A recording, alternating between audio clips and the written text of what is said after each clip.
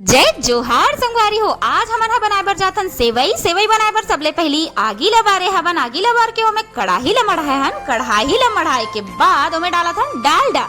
डालडा जैसे ही गरम होथे त हमन ह सेवई ला, जो कि हमर गांव के वर्मा दुकान ले लाए हवन, त ओ सेवई ला हमन ह डालडा में झप्पा देन संगवारी हो।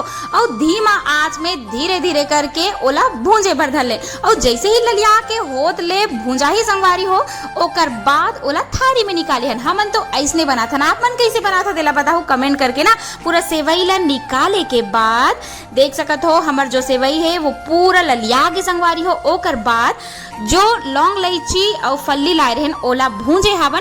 फिर ओकर बाद कढ़ाई में दूध और पानी ला डाल के ओमे स्वाद अनुसार हमन हरारे हवन शक्कर। कभी कभी गुड़ भी डाल देथन संगवारी हो। आप मन हा कैसे कैसे बनाथो तेला बताओ कमेंट करके।